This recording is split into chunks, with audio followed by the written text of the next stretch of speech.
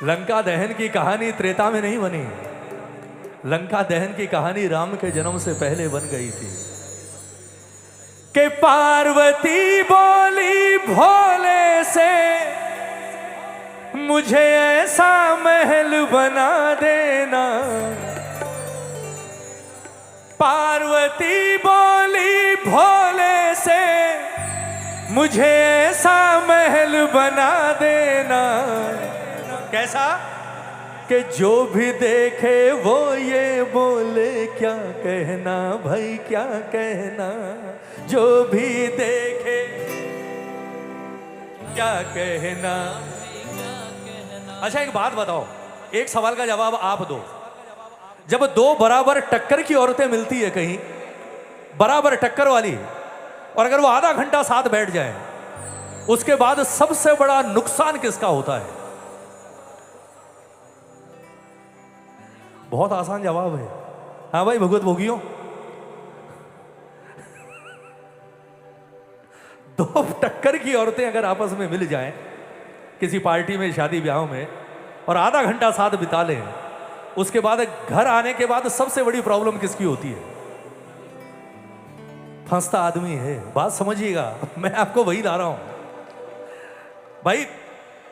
बराबर की है मास्टर जी। किसी की साड़ी अच्छी है, देख लिया, बोले यार बड़ी सुंदर लग रही है, बोलेगी नहीं, तारीफ नहीं करेंगे, पर बनी मनी बोले बड़ी सुंदर है यार, जबरदस्त।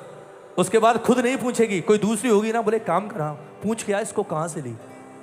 मैं नहीं पूछूंगी, कि मैं पूछूंगी तो मामला खराब हो जाएगा, तू पूछ लाई कहां से। और अगर उसने बता दिया और आपने कोई गहना पहना है, सामने वाली को पसंद आ गया, उसके बाद घर जाने के बाद शामत आती है घर वाले की, बोले मुझे ये साड़ी चाहिए, और सामने वाली बोले मुझे ये हार चाहिए। यही किस्सा हुआ महादेव के साथ। सुनिएगा, मां पार्वती विवाह करके आई भोलेनाथ के साथ, सोचा बहुत कुछ था, पर जब आई तो वही पहाड़ और वही नंदी की सेवा और राक्षसों के खाना पीना बनाने में ही, और भोलेनाथ का भांग धतूरा घोटना। हालत ऐसी कि जो पार्वती जब आई तो गुलाब के फूल के मानिंद चमकती थी, और देखते देखते सारी लालिमा खत्म हो गई सेवा ही सेवा में। कहते हैं एक दिन जब पार्वती भोलेनाथ के लिए भांग घोट रही थी कैलाश पर, आकाश मार्ग से मां लक्ष्मी का गुजरना हुआ, और जब लक्ष्मी जी ने देखा कि पार्वती जी भांग घोट रही है, तो कहते हैं ना एक होती आदत बराबर वालियों में, पिन मार के आ जाना। बोले आज सही मौका मिल गया, बोले आज एक ताना मार के आती हूं इसको। आई नीचे आकर माँ गौरा से कहा, बोले और गौरा सब ठीक? बोले हाँ बहन सब ठीक। बोले सब ठीक है, एकदम आनंद में हो, कोई तकलीफ तो नहीं? बोले ना तकलीफ किस चीज की? बोले खूब मजे में हूं। लक्ष्मी जी ने मुस्कुराकर कहा, बोले गौरा बुरा मत मानना,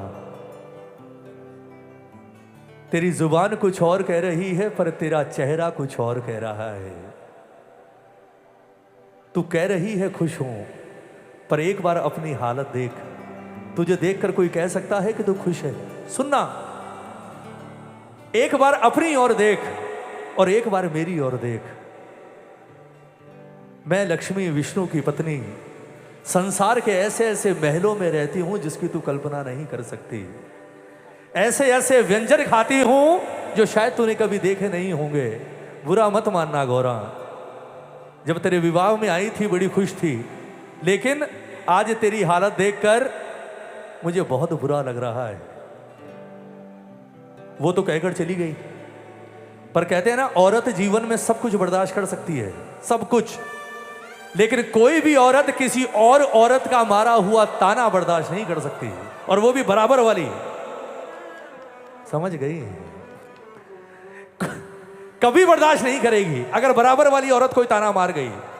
जाने के बाद पार्वती वही एक शिला पर बैठकर सोचने लगी, बोले रे यार ये इतनी बड़ी बात मुझे बोल कैसे गई, और ये समझती क्या है?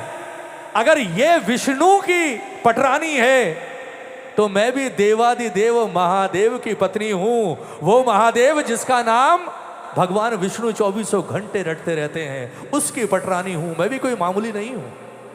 और आज ये मुझे ताना मार के गई है ना कि मैं ऐसे महलों में रहती हूं जिसकी तू कल्पना नहीं कर सकती। मन ही मन ठान लिया पार्वती ने। बोले लक्ष्मी अब तो पार्वती भी ऐसा महल बनवाएगी कि जिसकी तूने कभी सपने में कल्पना नहीं की होगी कि महल क्या होता है। और जिस दिन महल बना उस दिन सबसे पहला इनविटेशन कार्ड भी तेरे पास ही जाएगा। सुनना प्रेमियों, अब कहानी शुरू होती है। महादेव नाथ की आंख खुली। रोज जब तपस्या से उठते तो सामने सब सजा मिलता, उस दिन आंख खुली, सामने सब सफाचट, कुछ नहीं। भोलेनाथ समझ गए आज गड़बड़ हो गई। देखा बगल में तो पार्वती मां गुस्से में बैठी हुई, क्रोध में। भोलेनाथ ने 2-3 बार पुकारा, गौरा, नहीं सुना, गौरा, नहीं सुना। उठे और जाकर कंधे पर हाथ रखकर कहा, बोले कहां खोई हुई है? पति इतनी तपस्या के बाद उठा है, कुछ नहीं है सामने, कुछ तो इंतजाम करती। मां गौरा ने हाथ पकड़कर हाथ हटाया और कहा कि आपके सारे काम होंगे, सारे काम, लेकिन एक बार दिल पर हाथ रखकर कहो कि जिस दिन से मेरा हाथ पकड़ कर लाए हो मैंने आपसे कोई डिमांड की? महादेव ने कहा नहीं। मैंने आपके सामने कोई शर्त रखी? बोले नहीं। कुछ और मांगा? नहीं मांगा। जैसा आपने कहा, जैसा आपने रखा, मैं रहती आई और मैंने आपके हर आदेश का पालन किया। पर एक बात बताओ, क्या सारी आज्ञा मानने का ठेका मैंने ले रखा है? भाई पति पत्नी बराबर के होते हैं, दोनों जोड़ीदार, है ना? अर्धांगिनी हूं मैं आपकी और आप अर्धनारेश्वर भी कहलाते हो। सुनना, आप अर्धनारेश्वर भी कहलाते हो, आधा अंग मैं आपका। तो अगर मैं आपकी 100 बात मानती हूं तो आपका फर्ज नहीं कि आप मेरी एक बात मानो। महादेव ने कहा कि ऐसा तूने कभी कुछ कहा ही नहीं मुझसे। अरे एक बार मांगा तो होता, फिर नहीं देता तो कहती कि मैंने तेरी कोई बात टाली, तूने कभी कुछ मांगा ही नहीं। पार्वती ने मन मन सोचा, बोले आ गया, अब समय आ गया। पार्वती ने कहा, बोले आज तक नहीं मांगा पर आज मांगना चाहती हूं। महादेव नाथ ने कहा मांग।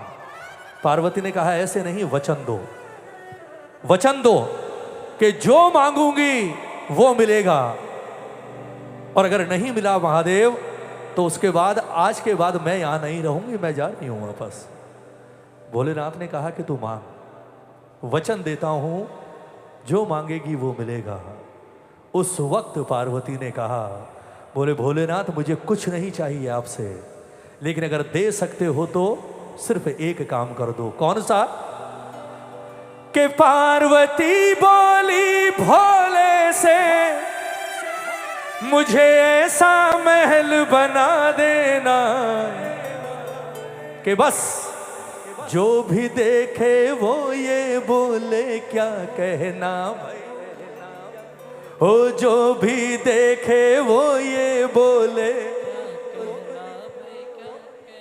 महादेव नाथ तो समझ गए कि ये आग किसी और की नहीं, लक्ष्मी की लगाई हुई है।